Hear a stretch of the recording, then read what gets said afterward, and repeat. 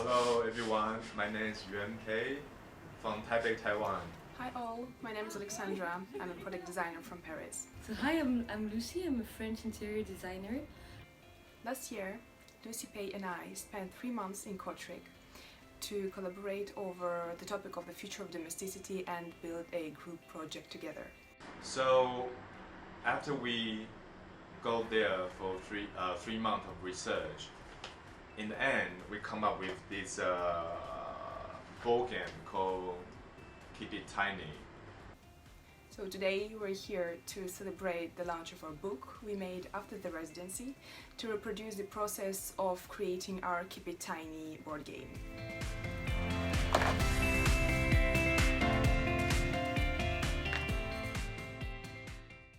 I guess the first few weeks were a lot about discovering the city, but mostly a lot of conversation about the topic and how we envision design, how we envision creativity and things like that.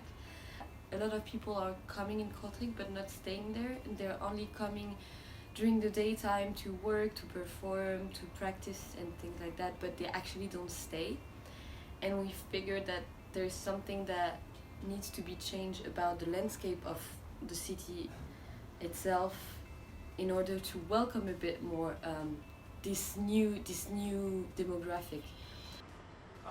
In the middle of research, we got very inspired by the little lighthouse that was happening around the region. That basically people bought a used RV or they bought a movable home, and they kind of, in a way, occupying different spaces and then living there for a couple of years, and then they moving to another city and then find a parking space and then living there for a couple of years of time.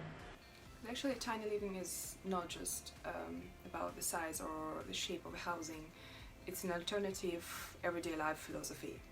It's not really well seen by most of the people because I guess, as everything that is quite marginalized, it's mostly because it's not really well understood and not really well known. And basically the purpose of Keep It Tiny was how to make people discover and understand a bit more what is tiny living and what is habitat léger, and even more to allow themselves maybe to project themselves in this type of housing. The Keep It Tiny is an educational game aiming to open up people's imagination about the way they envision housing and living, and also it's a way to discover what is tiny living. So basically 5 players travel through different lands and collect resources corresponding to each territory in order to improve their tiny houses. On the way they will face different climate-related events and will make different social interactions that will make them understand and discover more the different facets of tiny living.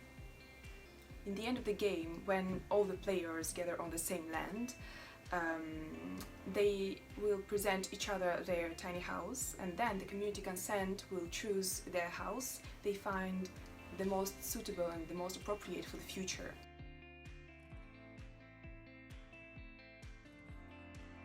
In order to make our idea work, we found it essential to actively involve people into the process of understanding of what tiny living is.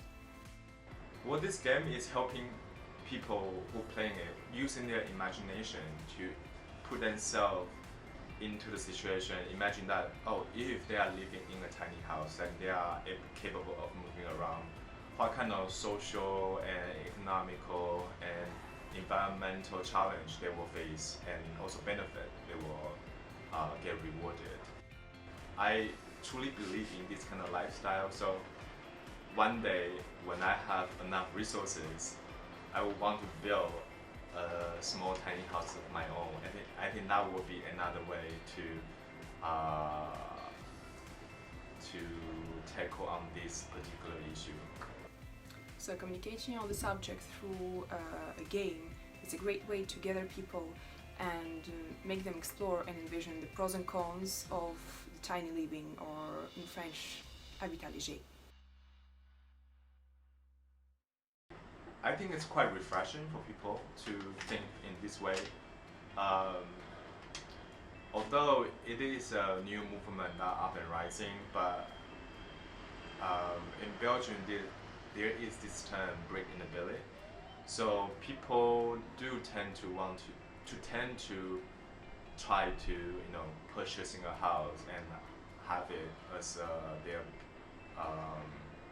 permanent home. And so when they see that we are trying to promote this more nomadic way of living, people at the beginning,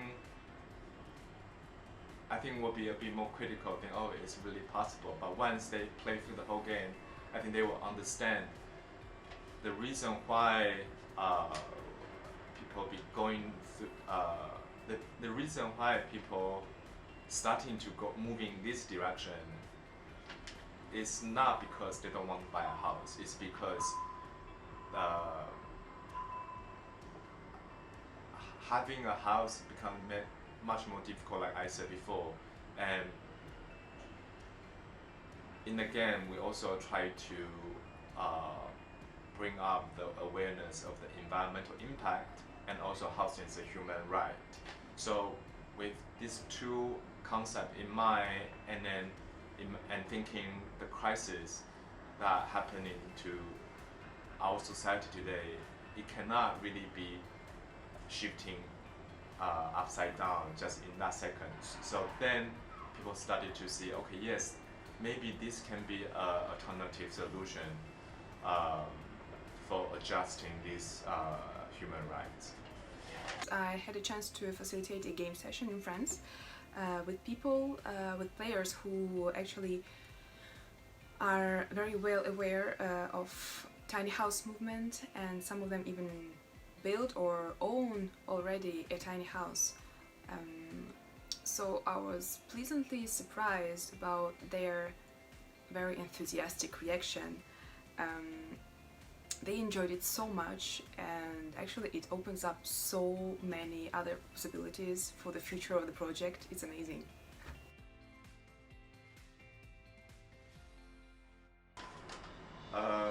We're starting to write this book after the residency. So after I come back to Taiwan, we're starting to kind of go back to our photo and video and have a lot of reflection on what we have done for that 3 months from September to December in 2019.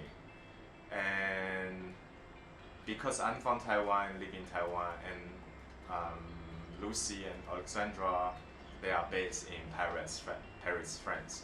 So we have to do a lot of discussion online, and we are teamed up with the graphic designer Corbin, and he has been giving a lot of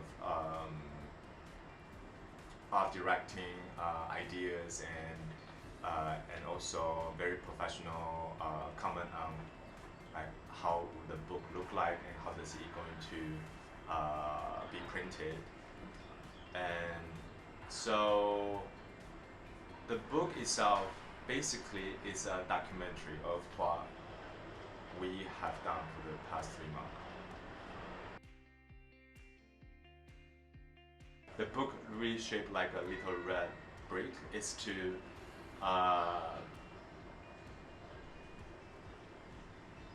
parallel with the idea of the Belgian people's idea of brick in the belly.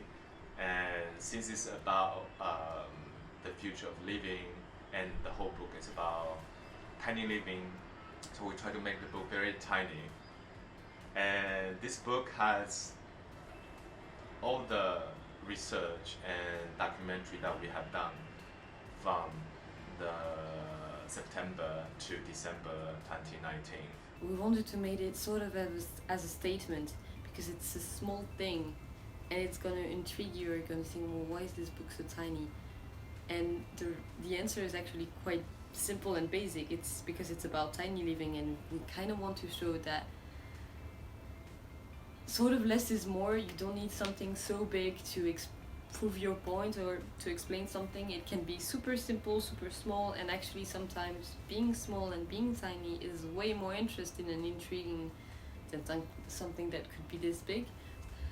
Basically, something really fun about the tiny homes of the game. When you're basically in the game, you're going to be encouraged to build your own tiny house and plug it with different drawings that you're going to draw. And one of the things that Corbin noticed when he saw the game and when he saw those tiny houses, and that he said, oh, it's really fun because they're all making those sort of silhouettes, and that's really interesting. And he really guided us on exploiting that.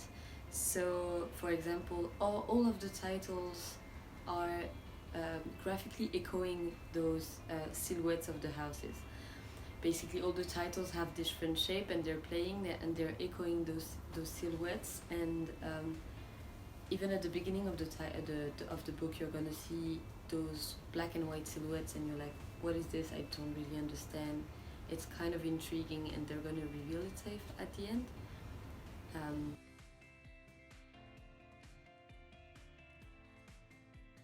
If you want to purchase this book, we will put the purchase information down below as well, and it has all the information in the price. Most importantly, I guess we're gonna try to make it available online on the website, where you can also download the game, and it's keepitiny.be.